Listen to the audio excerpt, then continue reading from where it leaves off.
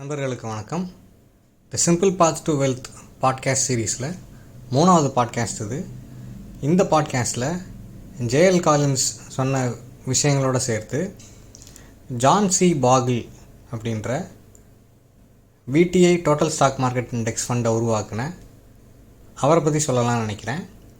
Our the little book of common sense investing அப்படின்னு சொல்லி ஒரு புத்தகத்தை எழுதியிருக்காரு. அது இன்னும் பதிப்பில் இருக்குது. தொடர்ந்து அப்டேட் பண்ணிட்டே வந்திருக்காரு. அவர் மிக சமீபத்தில் தான் இறந்து போனார். அவர் தான் அமெரிக்காவில் வெல்த் கிரியேஷன், ஒரு சாதாரண மனிதர் செல்வந்தராவதற்கான வழிகளை உருவாக்கின ஆட்களில் பிரதானமானவராக அவரை சொல்கிறாங்க. ஏன் அப்படின்னா, நீங்கள் ஒரு முதலீடு அப்படின்னு எடுத்துக்கிட்டால், பர்டிகுலர்லி பங்குச்சந்தை முதலீடுன்னு எடுத்துக்கிட்டால், இதில் வெற்றி பெறக்கூடிய கம்பெனியோட ஸ்டாக்ஸை வாங்கிறது இல்லை கண்டுபிடிக்கிறது, அதை வாங்கிறது, அதுக்கான செலவினம் அப்படின்றது எல்லாராலும் முடியாதது. இன்றைக்கி அமெரிக்காவில் 50% ஆட்கள், அங்கே இருக்கக்கூடிய பாப்புலேஷனில் 50% பேர் ஸ்டாக் மார்க்கெட்டில் இன்வெஸ்ட் பண்ணுறதா சொல்கிறாங்க.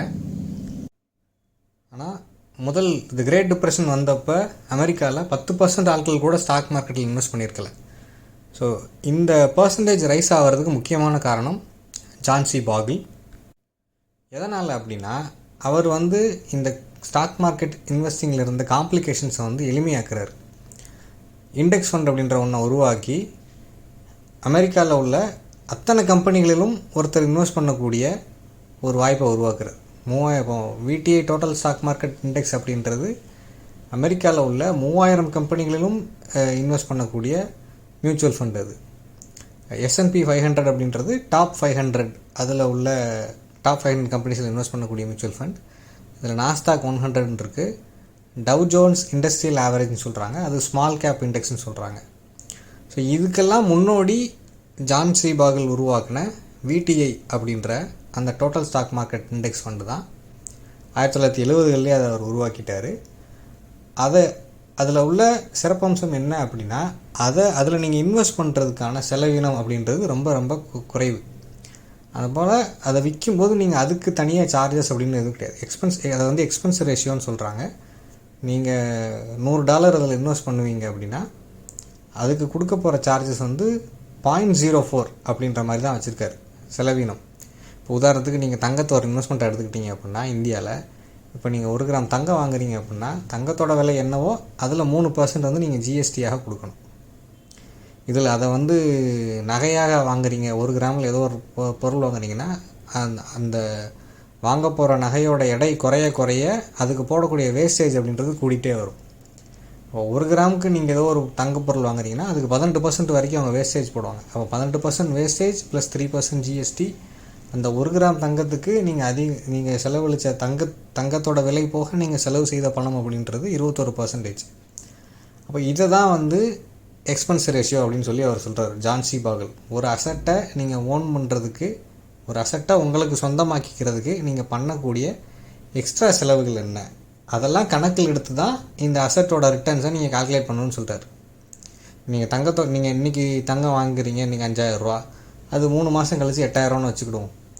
நீங்கள் கிராமம் மட்டும் கால்குலேட் பண்ணுறீங்க, நீங்கள் அதுக்கு செலவு செஞ்ச வேஸ்டேஜ் ஆஸ் வெல் அஸ் ஜிஎஸ்டியும் கால்குலேட் பண்ணி தான் அதுக்கு மேலே அது எவ்வளோ ப்ராஃபிட் ஆயிருக்குன்னு சொல்லி பார்க்கணும். அப்போ இது எந்த இன்வெஸ்ட்மெண்ட்டில் மிக குறைவாக இருக்கோ அதுதான் ஒரு இன்வெஸ்டருக்கு லாங் டேர்மில் ப்ராஃபிட்டபுளாக இருக்கும் அப்படின்னு சொல்லி ஜான் சி பாகில் சொல்கிறாரு. The simple path to wealth book எழுதின ஜேஎல் காலின்ஸோ, அந்த புத்தகத்துக்கு ஃபார்வர்ட் எழுதின பீட்டர் ஆட்னி, அதாவது mister money mustache, the psychology of money எழுதின மார்கன் ஹவுசல், இவங்க எல்லாருமே சொல்லக்கூடிய ஒரு பொதுவான விஷயம் என்ன அப்படின்னா, இன்வெஸ்ட்மெண்ட்டு பெஸ்ட்டு எதுன்னு சொல்லி தேடி அலைய வேண்டாம், எந்த கம்பெனி ஸ்டாக்கை வாங்குறதுன்னு சொல்லி தேடி அலைய வேண்டாம், டோட்டல் ஸ்டாக் மார்க்கெட் இண்டெக்ஸ்லேயே இன்வெஸ்ட் பண்ணுங்கன்னு தான் சொல்கிறாங்க. இதே தான் வாரன் பஃபட் என்ன சொல்கிறாரு அப்படின்னா, ஏன் why look for the needle in the haystack when you could buy the whole hay stackன்னு சொல்கிறார். வைக்க போகிறல ஊசியை ஏன் தேடுவானே, மொத்த வைக்க போகிறேன் வாங்கிடலாமே அப்படின்ற மாதிரி அவரும் டோட்டல் ஸ்டாக் மார்க்கெட் இண்டெக்ஸை தான் ரெக்கமெண்ட் பண்ணுறாரு. ஏன் இதை அவங்க ரெக்கமெண்ட் பண்ணுறாங்க அப்படின்னா, ஒன்று, நீங்கள் ஒரு தனி மனிதராக ஒரு நிறுவனத்தில் வேலை பார்த்துக்கிட்டு இல்லை ஒரு தொழிலை ரன் பண்ணிக்கிட்டு இருக்கீங்க அப்படின்னா, உங்களோட நேரத்திலிருந்து இதுக்காக நீங்கள் போட்டு மூளையை குழப்பிக்கிட்டு மண்டையை உடச்சிட்டு இருக்க வேண்டாம். இது கையில் இருக்கிற மிச்ச பணத்தை அதில் போட போகிறீங்க. அது அமெரிக்காவில் உள்ள கம்பெனிகளில் ரீஇன்வெஸ்ட் ஆக போகுது. அமெரிக்கா எவ்வளோ வளருதோ உங்கள் இன்வெஸ்ட்மெண்ட் அவ்வளோ வளரும். அதுதான் சிம்பிள் லாஜிக். இதுக்கு மேலே நீங்கள் இந்த பர்டிகுலர் கம்பெனியோட ஸ்டாக்கை நான் வாங்க போகிறேன்னு சொல்லி வாங்குறீங்கன்னா அந்த நிறுவனங்கள் அமெரிக்கா மாதிரி ஒரு நாட்டில், முதலாளித்துவ நாட்டில் எந்த நிறுவனம் எப்போது ஜெயிக்கும் எப்போ தோற்கும்னு சொல்லி தெரியாது. போன நூற்றாண்டில் இருந்த மிகப்பெரிய பல நிறுவனங்கள் இன்றைக்கி முதல் 500 இடத்துல இல்லை, அவங்க எங்கேயோ போயிட்டாங்க. போன நூற்றாண்டோட இறுதியில் ஆரம்பிக்கப்பட்ட கூகுள் அப்புறம் அமேசான் போன்ற நிறுவனங்கள் இன்றைக்கி டாப்பில் இருக்காங்க. ஸோ வந்து இப்படி ஃபார்ச்சூன்ஸ் அங்கே மாறிக்கிட்டே இருக்கிறதுனால நீங்கள் அதை அசஸ் பண்ணி ஒரு தனி கம்பெனியை வாங்கி அதோட ஹை பாயிண்டில் விற்றுட்டு பிறகு திரும்ப வேறு ஒரு இதெல்லாம் சாத்தியம் இல்லை. மனிதர்கள் தங்களோட நேரத்தை தங்களோட மகிழ்ச்சிக்காகத்தான் பயன்படுத்துகிறேன்னு சொல்கிறாங்க. இவங்க எல்லாருக்குள்ள உள்ள பொது ஒற்றுமை அதுதான்.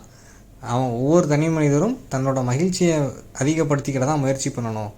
அவரோட நேரத்தில் வந்து இப்படி வந்து செலவு செய்து இப்படி இந்த ஆராய்ச்சிகள் பண்ணிக்கிட்டு இருக்கக்கூடிய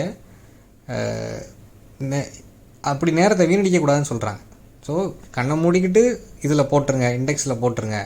இப்போ நீங்கள் உங்களுக்கு வயசு கம்மி அப்படின்னா 20களில் இருக்கீங்க அப்படின்னா எல்லாத்தையும் அதிலேயே போட சொல்கிறாங்க. டோட்டல் ஸ்டாக் மார்க்கெட் இண்டெக்ஸில் போட்டுருங்க. வயசு கூட கூட அதுக்கேற்ற மாதிரி அதிலிருந்து பாண்ட்ஸுக்கு கன்வெர்ட் ஆகிக்கோங்கன்னு சொல்கிறாங்க. டைவர்சிஃபை பண்ணிக்கோங்க அப்படின்னு சொல்கிறாங்க. இதுதான் சிம்பிள் லாஜிக். இந்தியா மாதிரி ஒரு நாட்டில் திடீர்னு வந்து கோடிக்கணக்கான மக்கள் வந்து ஷேர் மார்க்கெட்டுக்கு வந்திருக்காங்க. இது 2020 லாக்டவுன்ஸ் அந்த சமயத்தில் உருவான ஒரு ட்ரெண்டு. இது திடீர்னு ஷேர் மார்க்கெட்டு கீழே போயிட்டு கிராஷ் ஆகிட்டு திரும்ப ரைஸ் ஆனப்போ அந்த ஆப்பர்ச்சுனிட்டியை பயன்படுத்தி ஒவ்வொரு நாளும் ட்ரேட் பண்ணக்கூடியவங்களும் வந்து அதிகரித்தாங்க. இப்போ இங்கே இந்தியன் ஸ்டாக் மார்க்கெட்டில் இவ்வளவு இன்ட்ரெஸ்ட், இதை பற்றி இவ்வளவு தகவல்கள், இவ்வளவு ஆராய்ச்சிகள் இந்த 5 வருஷத்தில் தான் பெரும்பாலானவங்க, கோடிக்கணக்கான மக்கள் வந்து இன்வால்வ் ஆகிற அளவுக்கு இப்போ தான் அது உருவாயிருக்கு. அதுக்கு முன்னாடி வந்து மிக மிக குறைவானவங்க தான். ஏன்னா ஷேர் மார்க்கெட் அப்படின்னாலே இந்திய மக்கள் வந்து பொது மனநிலை அப்படின்றது அது சூதாட்டம் அப்படின்றது தான். மியூச்சுவல் ஃபண்டு முதலீடுகள் பற்றிய விளம்பரங்கள் வந்து கிட்டத்தட்ட 20 வருஷமாக டிவியில் வந்துட்டு தான் இருக்குது. அதாவது 2x ஸ்பீடில் பங்குச்சந்தை முதலீடுகள் நிதி இழப்பு அபாயத்துக்கு உட்பட்டது அப்படின்றது ரொம்ப வேகமாக அதை சொல்லிட்டு போவாங்க.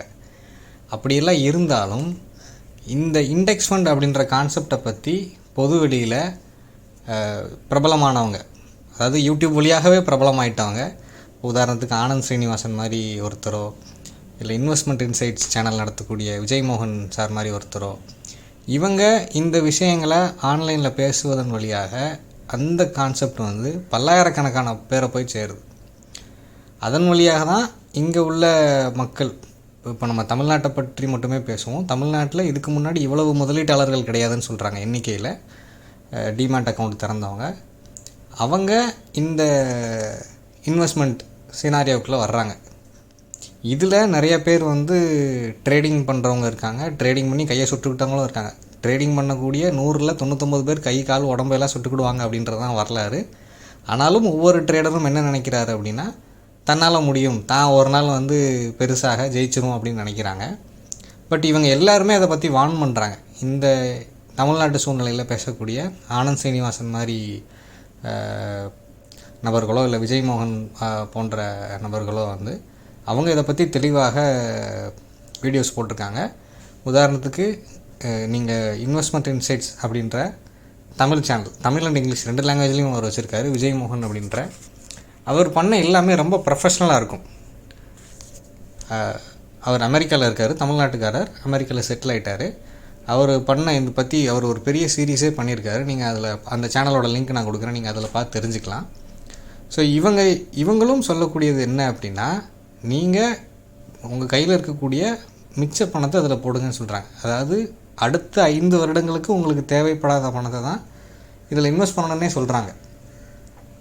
எல்லோரும் மெடிக்கல் எமர்ஜென்சிக்கு பணம் வச்சுருக்கணும், அடுத்த 6 மாதத்துக்கான ஃபண்டு வச்சுருக்கணும். ஒரு வேலை இல்லை, ஒரு வேலையிலேருந்து இன்னொரு வேலைக்கு மாறுறீங்க அப்படின்னா இதுக்கான பணத்தெல்லாம் கையிருப்பு வச்சுட்டு கொஞ்சம் சேவிங்ஸ் வச்சுட்டு, இப்போ ஆனந்த் ஸ்ரீனிவாசன் மாதிரி நபர்கள் என்ன சொல்கிறாங்கன்னா, 100 கிராம் தங்கத்தை முதல்ல சேர்த்துருங்க, அதுக்கப்புறம் டைவர்சிஃபை பண்ணுங்கன்னு சொல்கிறாரு. முதல்ல 100 கிராம், ஏன்னா அதுதான் இந்தியாவை பொறுத்த வரைக்கும் தங்கம் அப்படின்றது ஒரு பெரிய ஹெட்ஜ். நீங்கள் வந்து விற்கலாம், அடகு வைக்கலாம், அதோட மதிப்பு கூடிக்கிட்டே இருக்குது.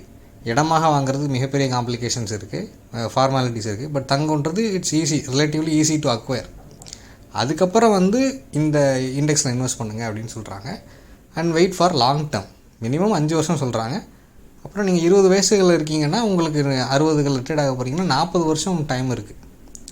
நீங்கள் 35-40 வயசு வரைக்கும் நீங்கள் வந்து இதில் இண்டெக்ஸில் இன்வெஸ்ட்டே பண்ணலை அப்படின்னா, இல்லை எதுலேயுமே ஷேர் மார்க்கெட்டை பொறுத்த வரைக்கும் எதுலேயுமே இன்வெஸ்ட் பண்ணலை, உங்களுக்கு அதை பற்றி அறிவுமே இல்லை அப்படின்னா நீங்கள் யூ ஷுட் ஸ்டிக் வித் இண்டெக்ஸ்னு சொல்கிறாங்க. இண்டெக்ஸ் தவிர்த்து வேறு எந்த இதையுமே ட்ரை பண்ணி பார்க்கக்கூடாது. 20 வயசில் முதலாக பங்குச்சந்தைக்கு வரக்கூடிய ஒருத்தர் என்ன தான் இந்த தகவல்கள் இருந்தாலும் அவர் வந்து இஷ்டம் போல் விளையாடி பார்க்க தான் முயற்சி பண்ணுவார். அவர் ட்ரேட் பண்ணி பார்க்கலாம், பலவிதமான ஃபண்டுகளில் இன்வெஸ்ட் பண்ணி பார்க்கலாம்.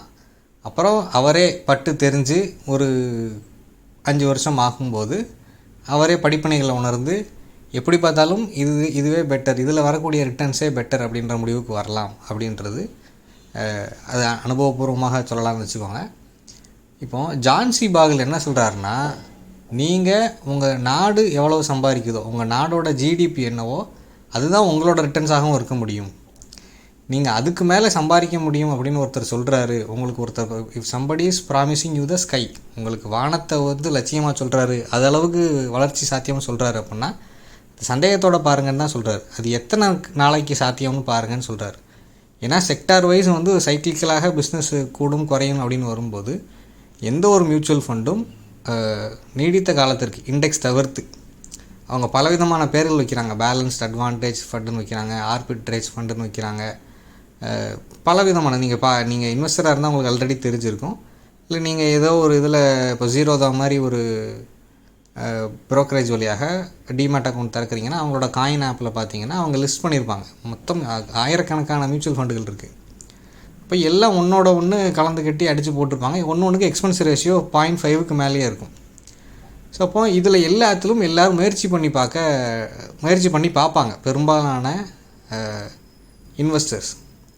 இப்போ அப்படி நீங்கள் முயற்சி பண்ணி பார்க்கக்கூடிய ஃபேஸில் இருக்கீங்கன்னா நீங்கள் இப்போது உதாரணத்துக்கு இண்டெக்ஸில் மட்டுமே போடுறீங்கன்னு வச்சுக்கிட்டாலும் நிஃப்டி 50 தனியாக, நெக்ஸ்ட் 50 தனியாக, மிட் கேப் ஸ்மால் கேப் தனித்தனியாக எல்லா கம்பெனிஸும் கவர் பண்ணணும்னு நினச்சி நீங்கள் இப்படி தனித்தனியாக பிரித்து போடுறீங்க அப்படின்னா இந்த நாளுக்கும் உரிய எக்ஸ்பென்ஸ் ரேஷியோ என்னன்னு சொல்லி ஆட் பண்ணி பாருங்கள். அது 1% மேலே கண்டிப்பாக போயிடும். நீங்கள் நிஃப்டி 50ல் மட்டும் போடுறீங்கன்னா 0.2, அது அதிகபட்சம் 0.2 வரைக்கும் இருக்கலாம். நீங்கள் நிஃப்டி நெக்ஸ்ட் 50 போடுறீங்கன்னா 0.3, அப்போ 0.5 ஆயிடுச்சு. மிட் கேப் 150ல் போடுறீங்கன்னா அது ஒரு 0.3, அப்போ 0.8 ஆயிடுச்சு. அதுக்கப்புறம் நீங்கள் ஸ்மால் கேப்பில் போடுறீங்கன்னா அது ஒரு 0.4ன்னு வச்சுக்கிட்டா 1%க்கு மேலே போயிடுது. அப்போ ஒவ்வொரு மாதமும் நீங்கள் இன்வெஸ்ட் பண்ணக்கூடிய தொகையில் 1% வந்து எக்ஸ்பென்ஸ் ரேஷியோவாக கொடுத்துட்ருக்கீங்க. அப்போ இப்படி நீங்கள் 20 இயர்ஸ் கால்குலேட் பண்ணி பார்த்தீங்க அப்படின்னா நீங்கள் எவ்வளோ பெரிய தவறாக பண்ணுறீங்க அப்படின்றது உங்களுக்கு தெரியும். அப்படி உங்களுக்கு எல்லா கம்பெனியோட இதையும் நீங்கள் கவர் பண்ணணும்னு நினைக்கிறீங்க அப்படின்னா நிஃப்டி 500னே ஃபண்ட்ஸ் இருக்கும். 500 கம்பெனிலையும் பிரித்து போடக்கூடியது இருக்கும். அதுலேயே நேரடியாக இன்வெஸ்ட் பண்ணிடலாம். அப்படி பார்த்தா எக்ஸ்பென்ஸ் ரேஷியோ அது 0.2 அந்த ரேஞ்சில் இருக்கும். இல்லை நீங்கள் எந்த நிறுவனத்தோட நிஃப்டி 50 இண்டெக்ஸில் இன்வெஸ்ட் பண்ணுறதாக இருந்தாலும் அதோட எக்ஸ்பென்ஸ் ரேஷியோ மேக்ஸிமம் 0.2 தான் இருக்கும்னு நினைக்கிறேன். நீங்கள் தேடி பார்க்கலாம். அப்போது இங்கே ஜான்சி பாகல் ஆரம்பித்து சொன்னது என்னவோ அது இந்தியாவுக்கும் பொருந்தும். இன்றைக்கி இந்தியா ஒரு எமர்ஜிங் எக்கானமி, எமர்ஜிங் மார்க்கெட் அப்படின்னா இங்கே அடுத்த 25, 30, 40 இயர்ஸுக்கான பொட்டன்ஷியலை நீங்கள் இந்த நாட்டோட வளர்ச்சியோட சேர்ந்து உங்களோட இன்வெஸ்ட்மெண்ட்டும் வளரும் அப்படின்னு நம்புறீங்க அப்படின்னா அதுக்கு சிறந்த வழிமுறை அப்படின்றது இண்டெக்ஸில் இன்வெஸ்ட் பண்ணுறது தான். அண்டு இதுக்கு மேலே வந்து நீங்கள் வேறு எப்படி ட்ரை பண்ணி மிக விரைவாக அதிக பணத்தை சம்பாதிக்கணும்னு நினைக்கிறீங்கன்னா அது எப்பயுமே அது உங்களுக்கு சாதகமாக அமையும் சொல்ல முடியாது. அது உங்களுக்கு நஷ்டத்தை ஏற்படுத்திடலாம். இனி அடுத்த பாட்காஸ்ட்டில் இந்த இண்டெக்ஸ் மியூச்சுவல் ஃபண்ட் இது எதுவுமே எனக்கு வேண்டாம், இதை விட இந்தியாவில் பெஸ்ட்டான ரிட்டர்ன்ஸுக்கு ஏதாவது வழி இருக்கான்னு சொல்லி கேட்டிங்கன்னா அதுக்கு கவர்மெண்ட்டில் பண்ணி வச்சுருக்கிற ஒரே வழி ஒன்று இருக்குது. அதை பற்றி நான் பேசுகிறேன். தொடர்ந்து கேளுங்க. இவ்வளோ நேரம் பொறுமையாக கேட்டதுக்கு நன்றி. தேங்க்யூ.